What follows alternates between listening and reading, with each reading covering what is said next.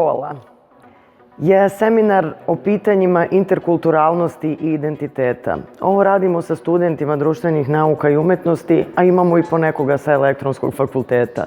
Ovi ljudi sa nama uče kako da prepoznaju privilegije i različitosti i onda da sa njima funkcionišu. Njihov zadatak je ovde da malo nauče nešto teorijski, da nešto malo nauče praktično.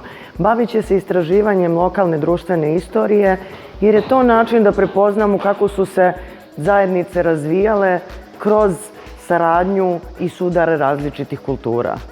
Oni će nakon ove obuke u više gradova u Srbiji i Bosni i Hercegovini održavati obuke za srednjoškolce, male radionice koje će ih učiti kako da prepoznaju ono što je marginalizovano nasleđe njihovih gradova. Bavim se vizualnim umetnostima, završila sam slikarstvo.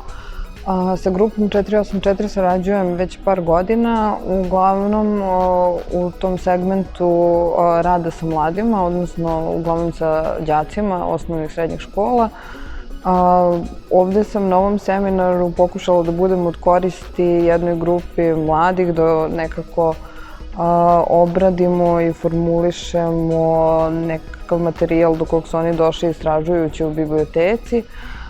I na kraju smo kao nekakvu prezentaciju toga do čega su oni stigli, uspeli da za nekih, pa ne znam, sat i po vremena napravimo scenariju i snimimo jednu malu, pa mogu da kažem, radiodramu, na primjer.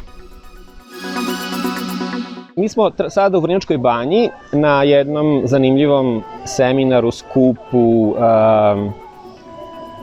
druženju u organizaciji grupe 484.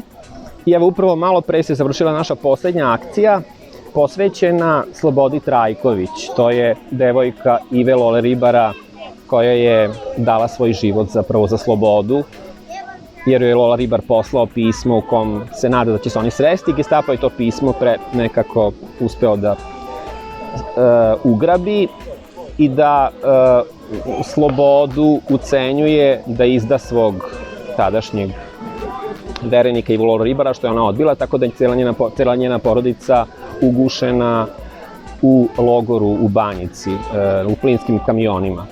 Upravo smo, dakle, imali tu malu akciju za Slobodu Trajković. Ovo su latice ruže koje su na kraju bačene i naše saradnice i članice ove radionice su uz jedan ogroman transparent na kojem je pisalo Sloboda uzviknule smrt fašizmu, sloboda narodu i ove ruže zapravo bacile u publiku.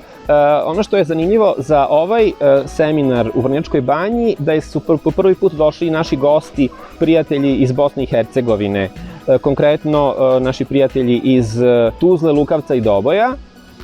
Tako da čitava priča koja se već godinama neguje o susretu različitih iskustava i ljudi s raznih strana još se nekako sad dalje širi i bit će primenjena i u još drugim sredinama. I nadamo se da će njihova iskustva iz Škole mira i raznih drugih inicijativa koje su ovih godina preuzeli biti primenjena i kod nas, a i naša kod njih. Tako da je ovo, eto, ponavljam, neka forma udruživanja snaga u borbi protiv ksenofobije i svih drugih nekih strašnih stvari koje se dešavaju oko nas.